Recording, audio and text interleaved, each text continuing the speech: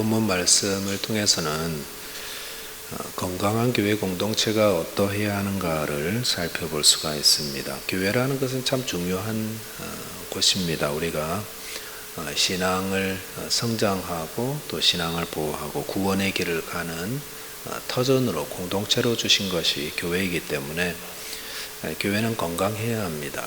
그래서 건강한 교회는 어떤 모습인가, 우리 지난번에도 한번 살펴봤는데 우리 주 예수께서 하나님의 아들이고 우리의 구세주라는 그 신앙 고백 위에 바로 서 있어야 되고요.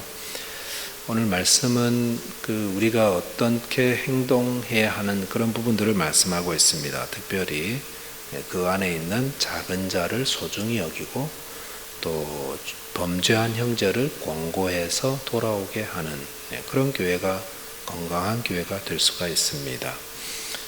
저 여러분께서 이 말씀을 통해서 건강한 교회 공동체를 어떻게 세워야 되는지에 대한 것들을 배우고 또 그렇게 교회를 세워가게 되시기를 바라겠습니다. 첫 번째로 묵상할 내용은 건강한 교회란 작은 자 한 사람도 소중히 여기는 교회입니다. 정말 볼품없는 사람도 소중하게 여기고 있는가? 그게 건강한 교회를 가늠할 수 있는 척도가 될 수 있습니다.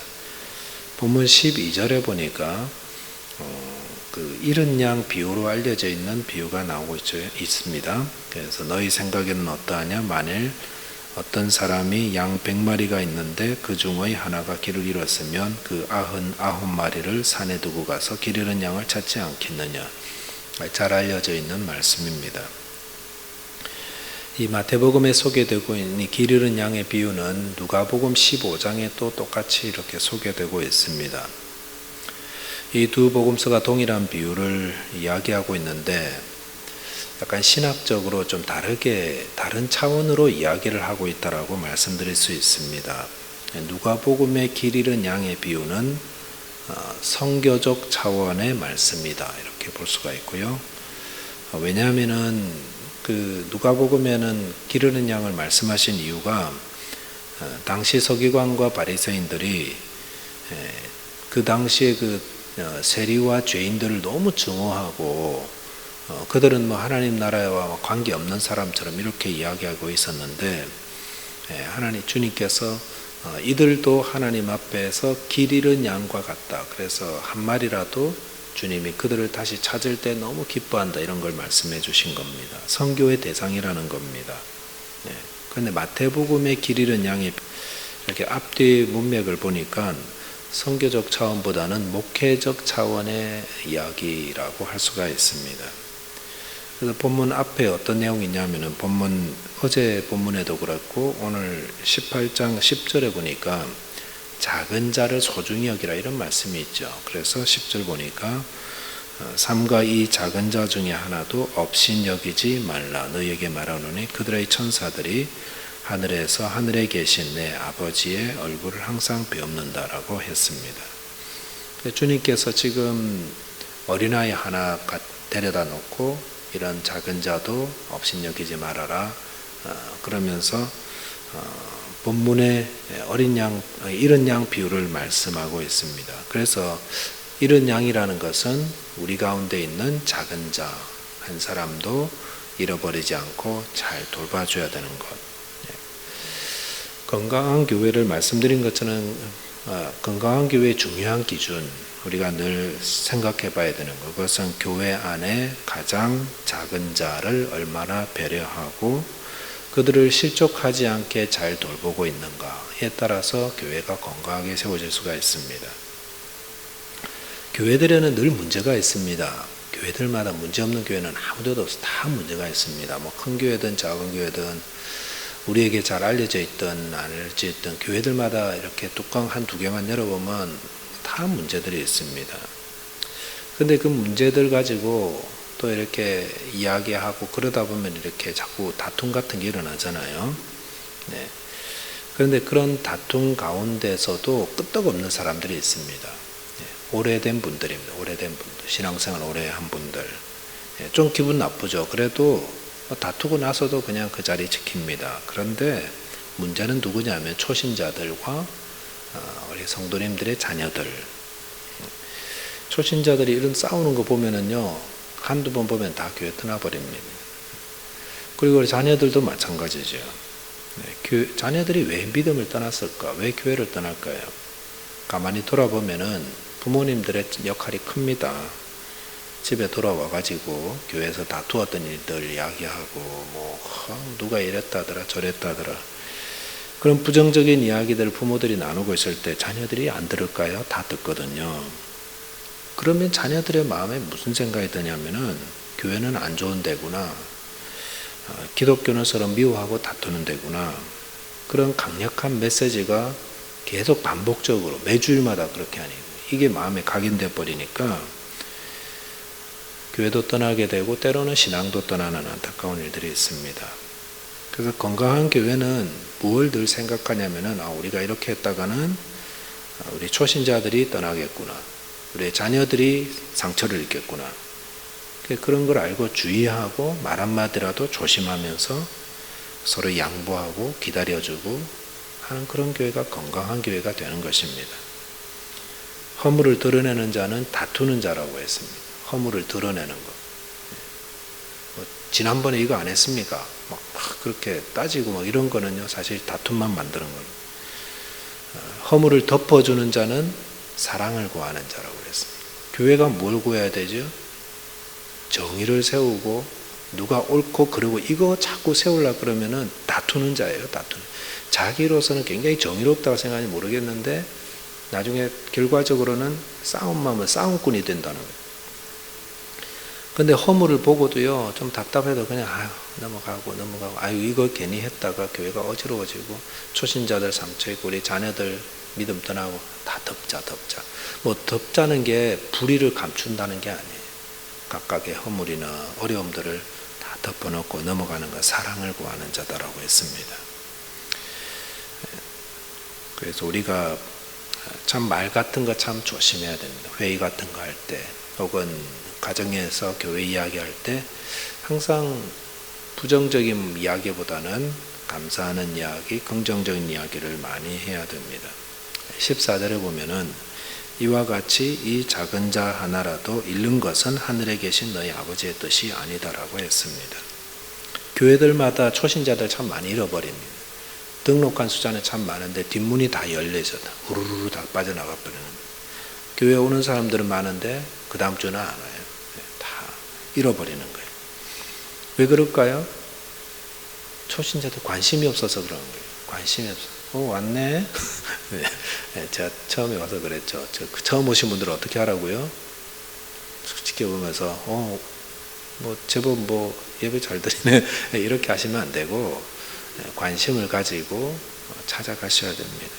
초신자들이 제일 힘들어하는 시간이 언제입니까? 예배 시간이 아니고 예배만 마친 그 다음부터 교제의 시간. 지금 교육관에서는 교제 못하지만 그래도 우리 대문 나가서 입구 나가서 교회 빠져나가기까지 그 한 5분 10분 정도가 참 힘든 시간이에요. 왜? 누구한테 가야 될지 몰라요. 그렇다고 바로 가기도 어색해요. 아는 사람은 아무도 없어요. 어떻게 해야 될까요? 좀 살피셔야 돼요. 그래서 초신자들이 얼마나 마음에 외로울까. 예배드리고 어디 갈지 몰라 하는데 그런 사람들 보면은 빨리 가서 인사하고 처음 오셨어요? 아니면 또 오셨네요. 인사도 할 줄 알고 잘 지내셨어요? 오늘 말씀 어땠어요? 예배 어땠어요? 다 건강하시죠? 말 한마디라도 이런 사람이 몇 사람만 있으면 교회는 건강할 수 있습니다. 등록이 되고요. 자리가 잡히고 그렇습니다. 우리가 이렇게 힘을 좀 모아야 교회가 건강해지는 거지 가만히 있는다고 교회가 건강해지는 게 아닙니다. 초신자들에게 관심을 가집시다. 우리의 자녀들이 신앙에 상처 입지 않도록 항상 긍정적이고 믿음의 이야기들을 가정이나 또 차 안에서나 이렇게 하고 특히 말 조심해야 됩니다. 긍정적인 신앙적인 말들 할 수 있도록 지금도 늦지는 않았습니다. 저희 교회가 그렇게 해서 건강한 교회 세워가게 되시기를 바라겠습니다. 두 번째는 죄 지은 형제를 얻기 위해 최선을 다해야 됩니다. 교회는 다 범죄한 죄인들, 연약한 자들이기 때문에 누구든지 틀어보면 다 죄인이에요. 다 허물이 있어요. 근데 그게 이제 다 감춰져 있을 뿐인데 때로는 그 범죄한 형제의 범죄가 눈에 보일 때가 있습니다. 그럴 때에 최선을 다해서 어떻게 해야 됩니까? 그 사람을 탈탈탈 털어가지고 공개망신시키고 그렇게 하면 안 되고요. 어떻게 해야 되냐면은 오늘 말씀해 보니까 그 형제를 얻기 위해서, 다시 얻기 위해서 최선을 다해야 됩니다. 목적이 그거예요. 그 형제를 얻기 위해서라는 겁니다. 그래서 15절에 보니까 이렇게 하라 그랬죠. 내 형제가 죄를 범하거든 가서 너와 그 사람과만 상대하여 공고하라. 만일 들으면 내가 내 형제를 얻을 것이요. 왜 형제가 범죄하면 쪼르륵 달려가서 목사님한테 고발하지요?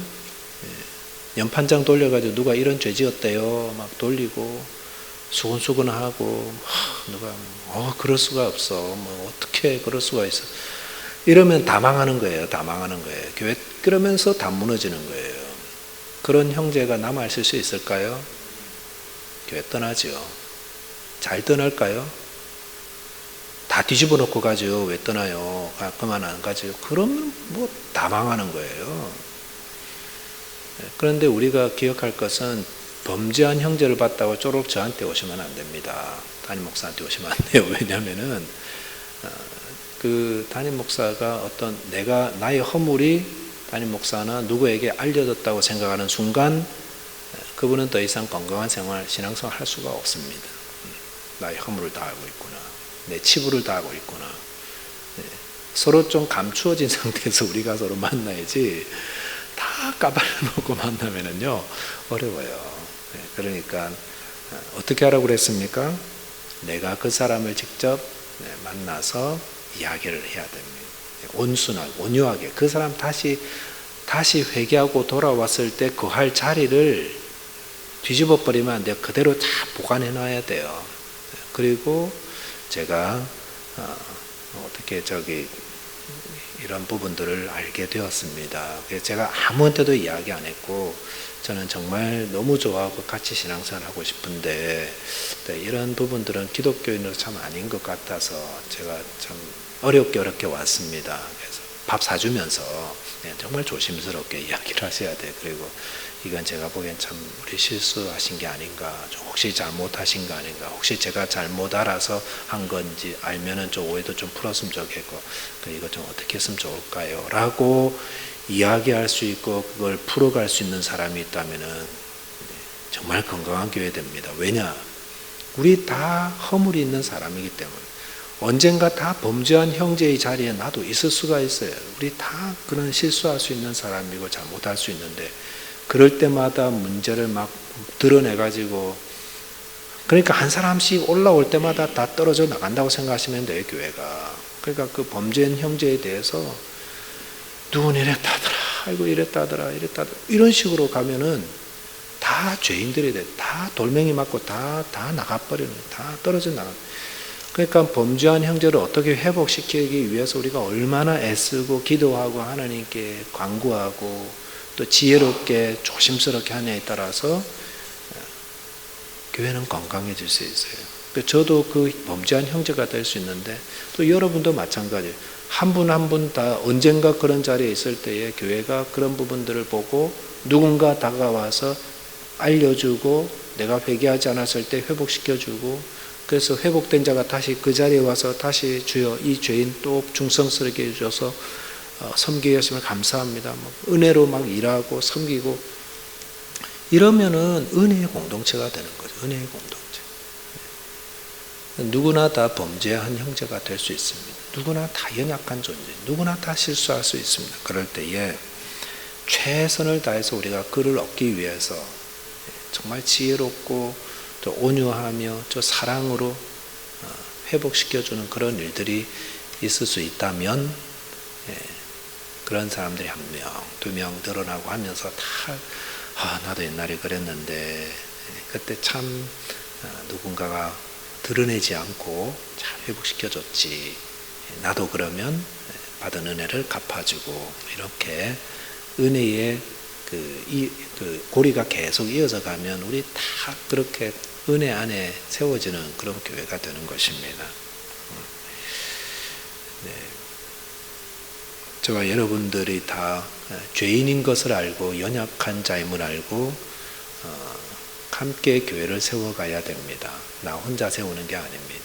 그리고 너무 막 이렇게 흙과 백을 갈리려고 그렇게 하시면 안 됩니다. 우리는 심판자가 아니라 다 용서하는 자입니다. 심판은 하나님이 하시는 거고요.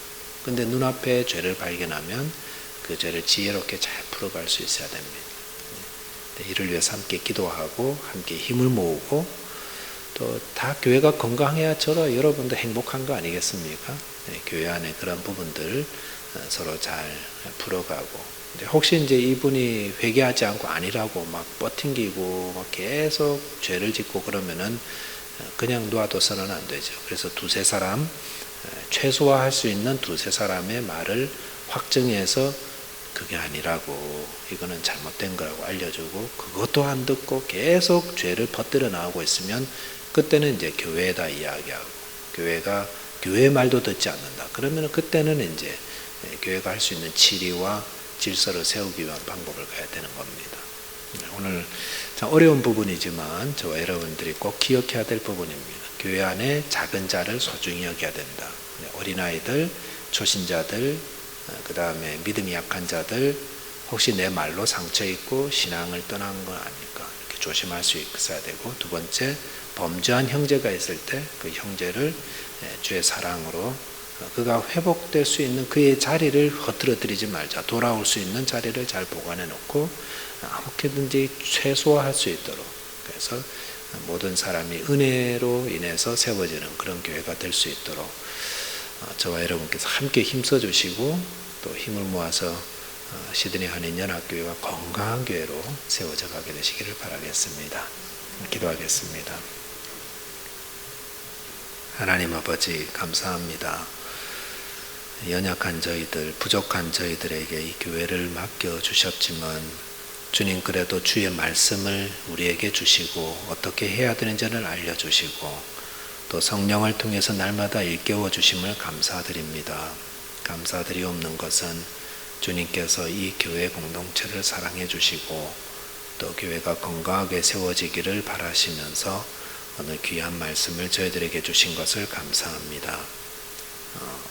유명하고 또 사람들에게 인기를 얻는 그런 사람들에게만 저희들이 관심을 가지는 것이 아니라 우리 아이들과 또 초신자들, 정말 보이지 않는 그런 작은 분들 저희들이 잘 살피고 보살피고 관심을 가지고 친절을 베풀고 또 그분들의 신앙을 잘 보호해 줄 아는 저희가 될 수 있도록 하여 주십시오. 그리고 주님, 우리 가운데 허물을 가지고 범죄한 형제가 있을 때에 그를 정죄하기보다 그를 사랑하고 또 그를 불쌍히 여기며 그가 다시 돌아와서 건강한 신앙인이 될 수 있도록 돌보아주고 또 권고해 줄 아는 그런 지혜로운 마음 주시고 저희들이 자칫 섣불리 나가지 않도록 늘 조심하면서 하나님의 교회를 건강하게 세워갈 수 있는 은혜를 얻게 하여 주옵소서. 주님께 감사하며 예수 그리스도 이름으로 기도하옵나이다. 아멘.